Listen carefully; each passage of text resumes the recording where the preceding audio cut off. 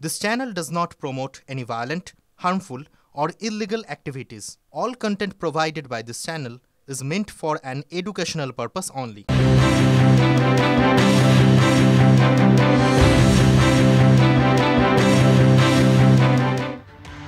নমস্কার, দেখছেন TV9 বাংলা। আপনাদের সঙ্গে রয়েছি আমি তন্নিষ্ঠা। শুরু করছি সন্ধ্যের সুপার প্রাইম টাইম। বেশ কিছু গুরুত্বপূর্ণ খবর আপনাদের জন্য। আপনাদের সঙ্গে আমি তন্নিষ্ঠা রয়েছি এবং আমার সঙ্গে রয়েছে লিমা এবং দীপ।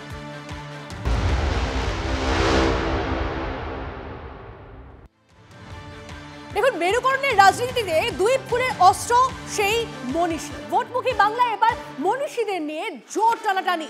বাঙালি অস্মিতার শান্তিতে বিজেপির হাতিয়ার বন্দে মাতরম।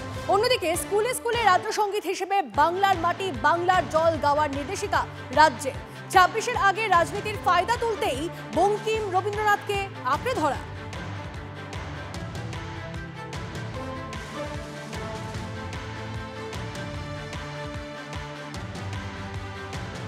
কে মূর্খগুলো করছে এটা?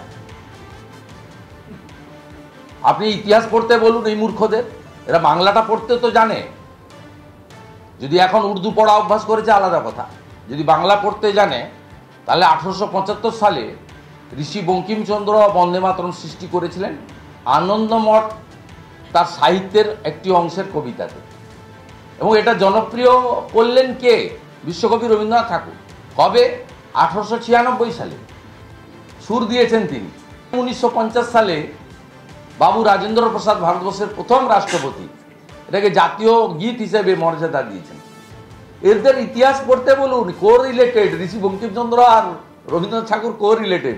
1875-এর কবিতাকে সুরে তিনি বদল করেন 1896-তে। মূর্খগুলো লাল চুল কানে দুল, হাতে দুটো করে আইফোন, 2.5 লাখ টাকা করে দাম, পায়ে একটা লোটোর জুতো 26,000।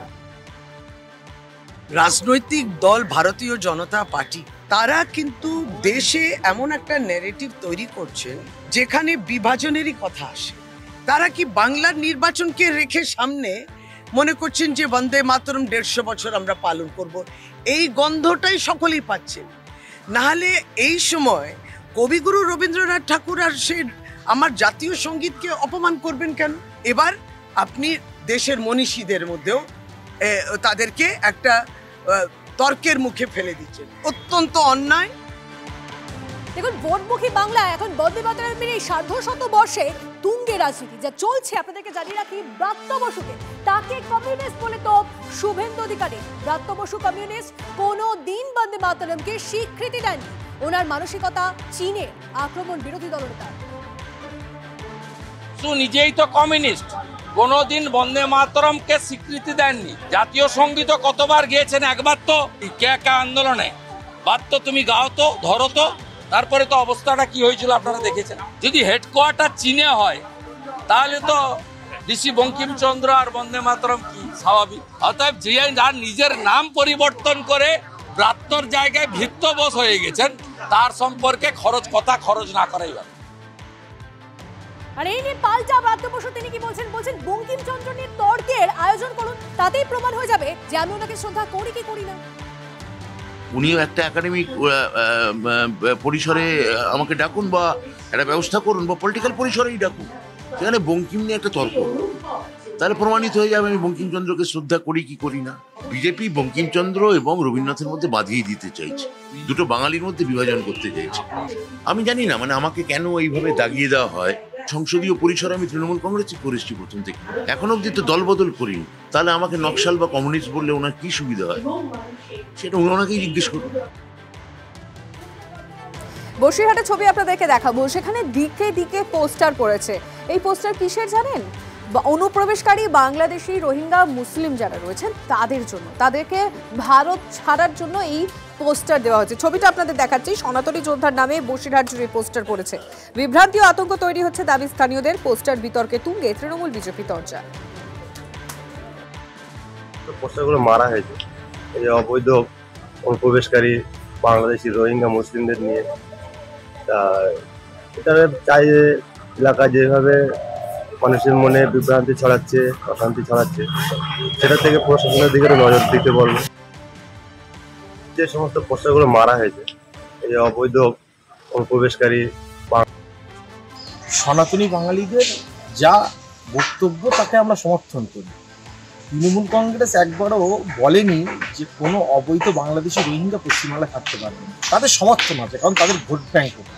কিন্তু পরিষ্কারভাবে একটি অবৈধ বাংলাদেশি রোহিঙ্গা ভারতবর্ষে থাকবে না, বাংলায় থাকবে না, কারণ এই বাংলা প্রকৃত বাঙালিদের, এই বাংলা ভারতীয়দের।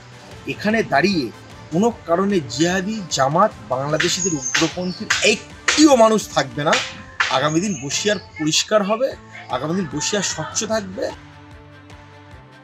কিছু ভারত বিরোধী মানুষ সাধারণ জনগণের মধ্যে আতঙ্ক সৃষ্টি করবার জন্য, বিভ্রান্তি ছড়াবার জন্য রাতের অন্ধকারে বসিরহাটের কিছু এলাকায় এই ধরনের পোস্টারিং করে থাকবে। এই ঘটনার তীব্র নিন্দা জানায়। আর এসআইআর নিয়ে আমাদের মাননীয় মুখ্যমন্ত্রী বলেছেন, আতঙ্কিত হবার কোনো দরকার নেই। প্রত্যেক বৈধ নাগরিকের নাগরিকত্ব রক্ষা করার দায়িত্ব সরকারের। কিছু কুচক্রী মানুষ ষড়যন্ত্র করে এই ধরনের প্রচেষ্টা চালিয়ে যাচ্ছে, তাদের বিরুদ্ধে আমরা ধিক্কার জানাই। রাতের অন্ধকারে এই ধরনের প্ররোচনামূলক পোস্টার মেরে কোনো লাভ হবে না। বসিরহাটে আমরা হিন্দু মুসলিম সবাই ভাই ভাই, ক্ষমতা থাকলে তারা রাজনৈতিকভাবে লড়ে দেখাক। এসআইআরে কি অনিশ্চিত শরণার্থীদের ভোটের ভবিষ্যৎ? শরণার্থীদের ভোটার রাখতে আদালতে মামলা।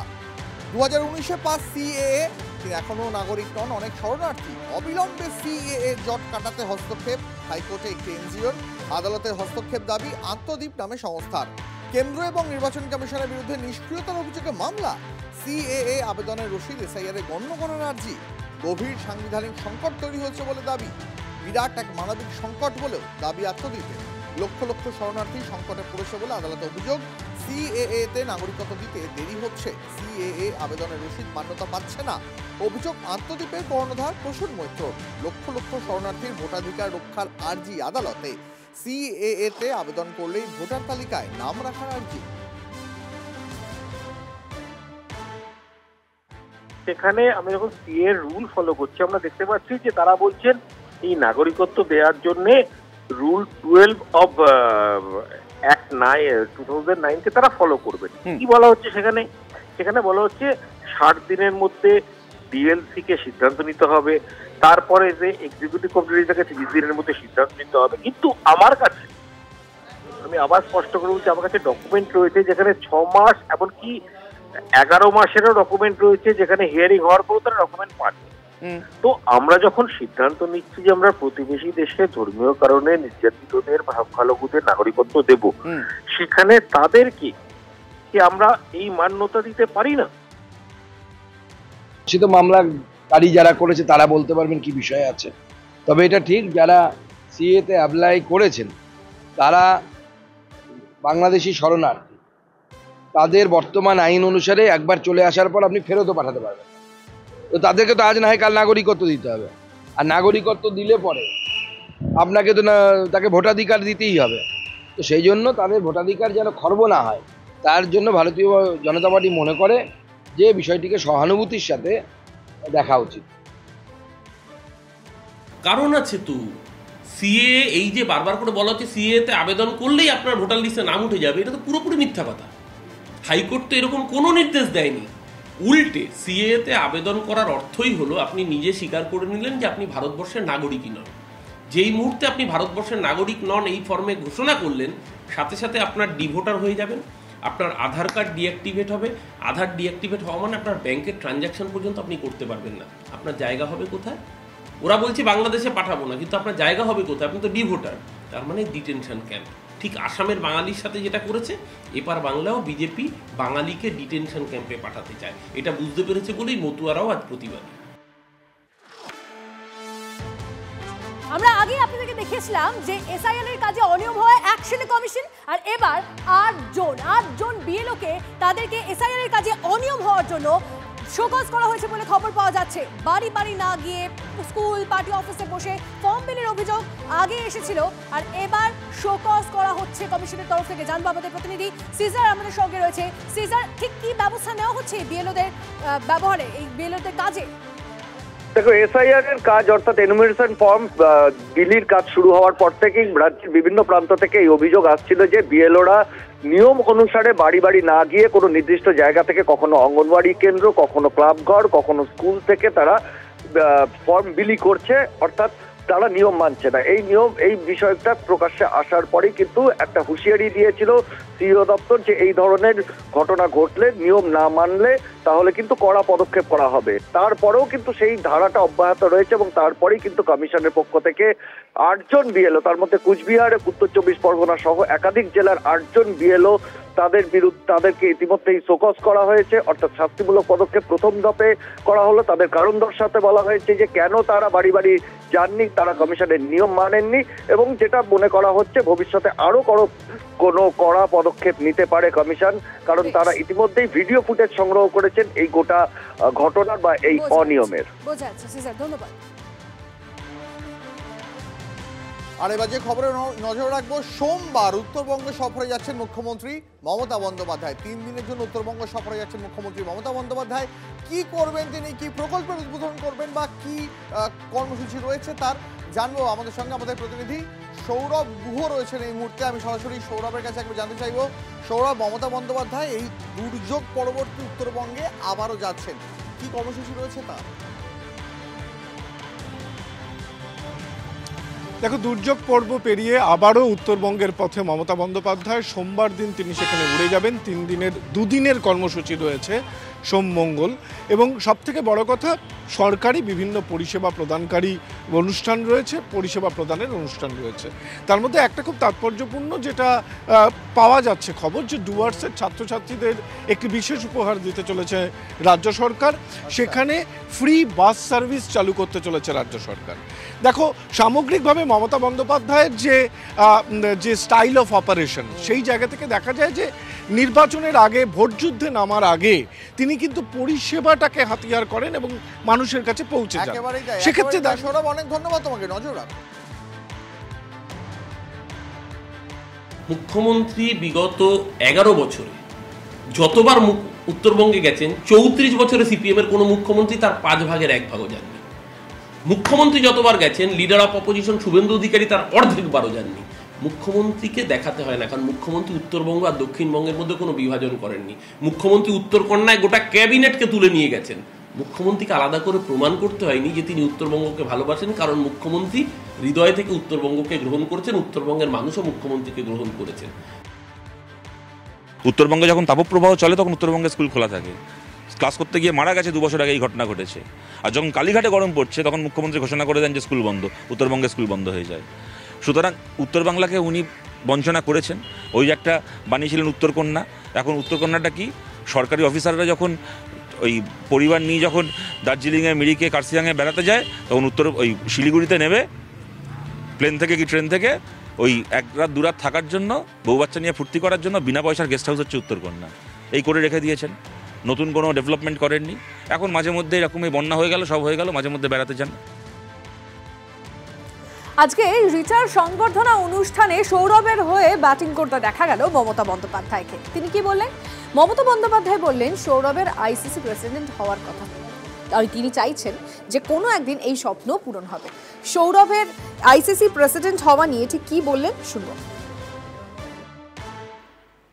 আমরা তো চাই সৌরভ গাঙ্গুলির দীর্ঘদিন ইন্ডিয়ান ক্যাপ্টেন ছিল, এবং আমি সৌরভ হয়তো আমাকে এটা বলতে বললে দুঃখ পাবে, কিন্তু আমি বলবো আই মাস্ট সে, আমি একটু আউটস্পোকেন আছি, অপ্রিয় সপ্রত কথা বলে ফেলি, এখনও সেটাকে চেঞ্জ করতে পারিনি। আজকে আইসিসির প্রেসিডেন্ট কার হওয়ার কথা ছিল? নান দেন সৌরভ গাঙ্গুলি। যাই হোক, আজকেও হয়তো হতে পারিনি, কিন্তু আমি বিশ্বাস করি হবেই হবে। ওকে আটকানো এত সহজ নয়। আর এই মুহূর্তে এই সন্ধ্যে সব থেকে বড় খবর আপনাদেরকে দিই, ফের একটা শুট আউট, ফের একবার মালদা। বাইক নিয়ে বিবাদে চললো গুলি। বাইক না দেওয়ায় ভাইকে গুলি করে খুনের চেষ্টার অভিযোগ দাদার বিরুদ্ধে। আরো একবার আপনাদের জানিয়ে রাখি, ফের শুট আউট চর্চায় মালদা। কথা বলবো আমাদের প্রতিনিধি সুব্রতোষ আমাদের সঙ্গে রয়েছে। সুব্রতোষ, ঠিক কি ঘটনা ঘটেছিল? দেখো, এটা পারিবারিক বিবাদের জন্য খুন। এর আগে যেমন রাজনৈতিক বিবাদের জন্য খুন বা খুনের চেষ্টা আমরা দেখেছি, এটা পুরোটাই পারিবারিক বিবাদ। যেটুকু জানা যাচ্ছে যে ওল্ড মালদা পৌরসভার 13 নম্বর ওয়ার্ডের খইহাট্টা গ্রাম, এবং সেখানে ভাই এবং দাদার মধ্যে গোলমাল, যে আগে থেকেই একটু বিবাদ ছিল টাকা পয়সার বিষয় নিয়ে, এবং যেটা সবথেকে বড় বিবাদ ছিল সেটা হচ্ছে বাইক দেওয়া। যে বাইকটা কখনো কখনো সে দাদাও চালাতো, ভাইও চালাতো, সেই বাইক দাদা ভাইয়ের কাছে চাওয়াতে সেটা বাইক না দেওয়ার জন্যই বিবাদ হয় এবং আগ্নেয়াস্ত্র বার করে সে গুলি চালায়। ইতিমধ্যেই সেই প্রকাশ দত্ত যার সেই ভাই, তার পিঠে গুলি লেগেছে এবং তাকে আশঙ্কাজনক অবস্থায় এখন আপাতত মালদা মেডিকেল কলেজ হাসপাতালে নিয়ে যাওয়া হয়েছে। এখনো পর্যন্ত সে আশঙ্কাজনক। অন্যদিকে অভিযুক্ত যে দাদা সে কিন্তু এখনো পর্যন্ত পলাতক। একই সাথে কোনো আগ্নেয়াস্ত্র পুলিশ উদ্ধার করতে পারেনি। নজর রাখো শুভদোষ, ধন্যবাদ। কি হয়েছিল?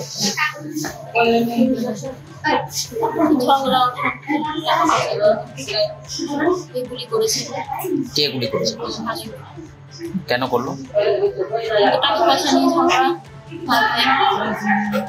আপনার কি হয়? আর যাকে গুলি লেগেছে আপনার কি হয়? কোথা থেকে, কোথায় বন্দুক কোথায় পেল? না, গুলি বন্দুক কোথায় থেকে এলো জানা আছে? জানি না স্যার, কোথা থেকে এসেছে জানি না। কি চাইছেন আপনারা? শাস্তি চাইছি। কি চাইবো? দাদা ভাই মানে মোটরসাইকেল নিয়ে ঝামেলা করে ওর কাছে মোটরসাইকেল চাইছিল, মোটরসাইকেল দেয়নি বলে দাদাতে যে ভাইকে গুলি মেরেছে। মদন দত্ত, প্রকাশ দত্ত মানে এই জায়গাটায় গুলি মেরেছে। এখন কোথায় নিয়ে এসছে? এখন আমরা মালদা মেডিকেল কলেজে নিয়ে এসেছি। আর এখানে আপনাদের জানিয়ে রাখতে চাইবো, কালকে যারা রাস্তায় বেরোবেন, যদি আপনাদের দ্বিতীয় হুগলি সেতু দিয়ে কোথাও যাওয়ার পরিকল্পনা থাকে তাহলে অবশ্যই কিন্তু সেদিকে যাবেন না, অন্য দিক দিয়ে। কারণ মেরামতির জন্য কালকে একেবারে মানে রবিবার ভোরবেলা থেকে দ্বিতীয় হুগলি সেতু বন্ধ থাকছে, গাড়ি চলাচল সম্পূর্ণ বন্ধ। হাওড়া সিটি পুলিশের তরফ থেকে জানানো হয়েছে ভোর 4টে থেকে রাত 9টা পর্যন্ত বন্ধ থাকবে। দ্বিতীয় হুগলি সেতুর বদলে নিবেদিতা সেতু, হাওড়া ব্রিজ ব্যবহার করতে হবে।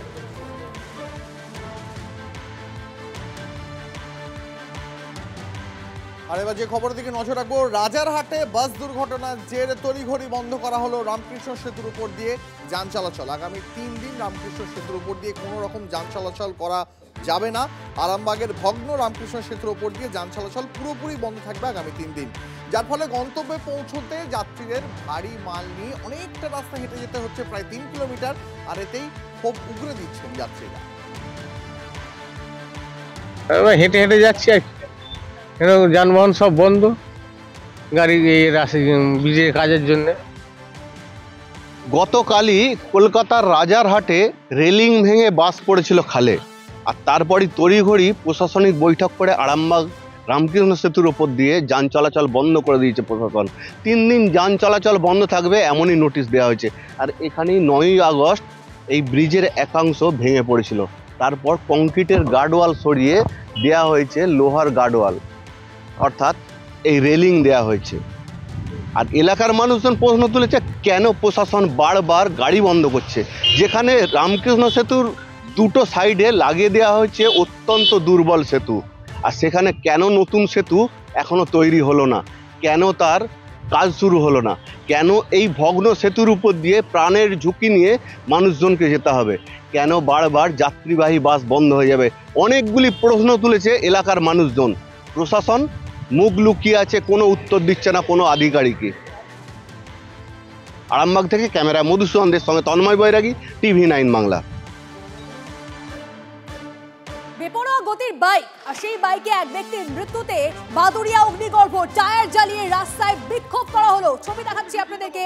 এলাকায় বাইক বাহিনীর দাপটে বারবারই দুর্ঘটনায় দাবি এলাকাবাসী। অভিযুক্তদের গ্রেপ্তারের দাবিতে অবরোধ, পুলিশের আশ্বাসে স্বাভাবিক হয় পরিস্থিতি। নাম্বার